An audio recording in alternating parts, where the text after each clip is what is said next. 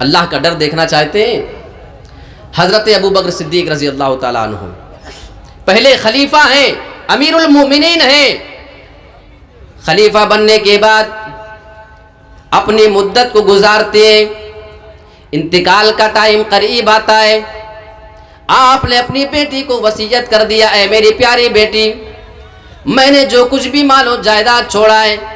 ان ساری چیزوں میں میرا یہ گمان ہے کہ ابو بکر کے گھر والوں کو، ان کے خاندان والوں کو کسی چیز کا اختیار نہیں ہے، صرف 2 چیزوں میں ان کو اختیار ہے، وہ یہ چیزیں ان کے پاس جا سکتی ہیں۔ ایک تو یہ اونٹنی ہے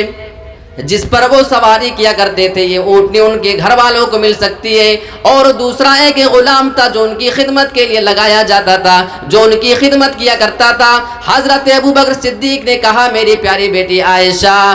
کسی کے لیے جائز نہیں ہے، میرے خاندان میں میرے بعد یہ ساری دولت جو ہے، یہ ساری کی ساری دولت مسلمانوں کی ہے، یہ ان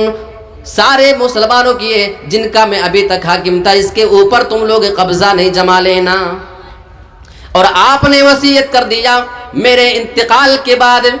یہ ساری کی ساری دولت جتنی بھی بچ جائے گی، یہ تمام چیزیں لے جا کر کے حضرت عمر کے حوالے کر دینا۔ میرے پیارے ساتھیوں، جب ان کا انتقال ہوتا ہے، ان کی وصیت کے مطابق ان کی بیٹی حضرت عائشہ رضی اللہ تعالی عنہا نے وہ ساری کی ساری دولت لے جا کر کے حضرت عمر کے حوالے کر دیا۔ حضرت عمر فاروق نے جب یہ منظر دیکھا، آپ نے فرمایا، حضرت ابو بکر صدیق نے تو اتنا بڑا معاملہ کر دیا ہے، انہوں نے تو لوگوں کے سامنے بہت بڑا مسئلہ کھڑا کر دیا ہے، لوگوں کے لیے انہوں نے ایک بہت بڑی مثال قائم کر دی ہے۔ آج ہمارے یہاں تھوڑی سی ذمہ داری مل جائے، آج ہمارے یہاں تھوڑی سی اگر کوئی ایسی چیز مل جائے، ساتھ پشت بیٹھ کر اس پہ کھاتا ہے، اور ہمیں ناز ہوتا ہے کہ ہمارے باپ دادا کی جاگیر ہے، انہوں نے یہ جو عہدہ حاصل کیا تھا اپنے ٹیلنٹ سے حاصل کیا تھا، اور اس کا فائدہ اس کی پوری اولاد اٹھاتی ہے۔ ہمیں سیکھنا چاہیے اللہ کے نبی کے ان خلیفہ سے جنہوں نے اپنی زندگی کا مقصد آخرت بنایا تھا۔ اور آپ تقویٰ دیکھنا چاہتے ہیں، حضرت عمر فاروق کی زندگی کا ایک دل دہلا دینے والا واقعہ آپ کو سناتا ہوں۔ ایک مرتبہ جنگ کے موقع پر صفوں کو سیدھا کر رہے تھے، صفوں کو سیدھا کرتے کرتے ایک آدمی اچانک سے آیا اور ایک آدمی کے بارے میں شکایت کرنے لگا، فلاں آدمی مجھ پر بڑا ظلم کرتا ہے، آپ چلیں اور اس سے مجھے انصاف دلا دیجئے۔ اتنے میں امیر المؤمنین ڈسٹرب ہو جاتے ہیں، اس آدمی نے آ کر کے اچانک سے دخل اندازی دے دیا، آپ ذرا سنبھال نہ سکے، غصے والے آدمی تھے، بڑے جلالی تھے، اپنے کوڑے کو نکالا اور اس آدمی کو ایک کوڑا رسید کر دیا۔ کوڑا پڑا،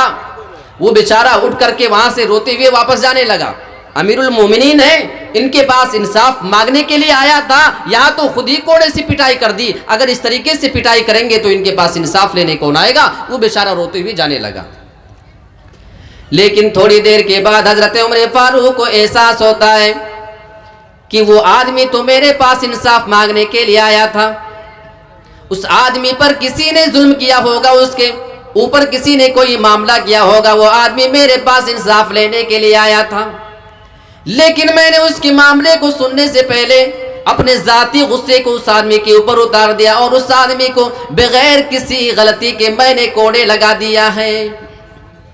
اللہ کے نبی کے یہ پیارے صحابی آرڈر کرتے ہیں، اے میرے ساتھیوں، اس آدمی کو میرے پاس سے بلا کر کے لایا جائے۔ اس آدمی کو بلایا جا رہا ہے، جب وہ امیر المومنین کے پاس آیا،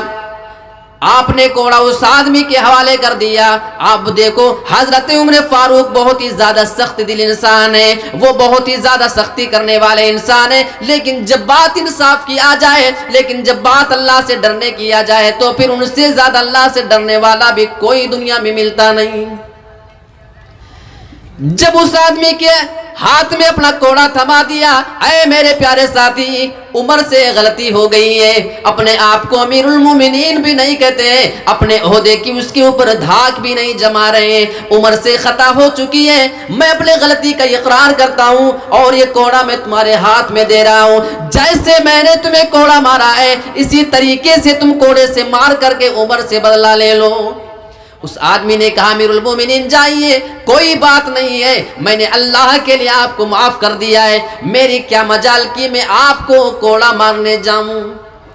حضرت عمر فاروق اس آدمی کو تاکید کرتے ہیں میں تمہیں دو معاملے میں اختیار دیتا ہوں، اگر یہ چاہو کہ مجھے تم کوڑے سے مار کر کے بدلہ لے سکتے ہو، میں تمہیں آئندہ اس کے اوپر کوئی گرفت نہیں کروں گا، تمہیں ڈرنے کی ضرورت نہیں ہے کہ آج اگر تم مجھے کوڑا لگا دو گے تو میں بعد میں تم سے انتقام لینے جاؤں گا، میں تم سے کوئی بدلہ بھی نہیں لوں گا، اور اگر تم چاہتے ہو کہ اللہ کے لیے معاف کر دو تو کوئی بات نہیں، معاف کرنا چاہتے ہو تو دل سے معاف کرنا، تبھی یہاں سے جا سکتے ہو۔ اس آدمی نے کہا امیر المومنین جائیے، میں نے آپ کو اللہ کے لیے معاف کر دیا ہے۔ اب اتنا معاملہ سنیں، اللہ کے لیے اس آدمی نے معاف کر دیا ہے، لیکن اطمینان نہیں ہو رہا ہے، وہ اللہ کا ڈر کون سا تھا۔ حضرت عمر فاروق اپنے گھر پہ جاتے ہیں، 2 رکعت نماز پڑھنے کے بعد اپنے ہاتھ کو اللہ کے پاس اٹھاتے ہیں اور اپنی اس غلطی کی معافی مانگنے لگے، اپنے آپ کو مخاطب کر کے کہنے لگے اے عمر تو ایک ذلیل انسان تھا، تو ایک گرا ہوا انسان تھا، اللہ رب العالمین نے تجھے مسلمانوں کا امیر بنا دیا، اس کا خلیفہ بنا دیا ہے۔ اے عمر تو گمراہ انسان تھا، تجھے ہدایت نصیب نہیں تھی، تو کافر تھا، کفر کے راستے پہ چل رہا تھا اور تو جہنم والے راستے پہ جا رہا تھا۔ اللہ رب العالمین نے تیرے اوپر اپنا احسان کر دیا، تیرے اوپر اپنا فضل و کرم کر دیا، اور آج جب اللہ نے تجھے یہ عہدہ دے دیا، اے عمر تو نے اس مظلوم آدمی کے اوپر بغیر کسی غلطی کے کوڑے مار دیا۔ اے عمر ذرا یہ تو بتا اپنے رب کے سامنے کیا جواب دے گا؟ اگر تیرا رب کل تجھ سے سوال کر لے تو تو اپنے رب کو جواب کیا دینے جائے گا؟ یہ کون سا معاملہ ہے؟ آدمی نے معاف کر دیا، اس کے بعد کا یہ منظر ہے۔ اللہ اکبر۔ ہم انسانوں کو بھی چاہیے کہ ایسی ہستیوں سے اپنے اندر کچھ چیزیں اصلاح کرنے کی کوشش کریں۔ ایک بڑا دلچسپ واقعہ میں آپ کو سناتا ہوں۔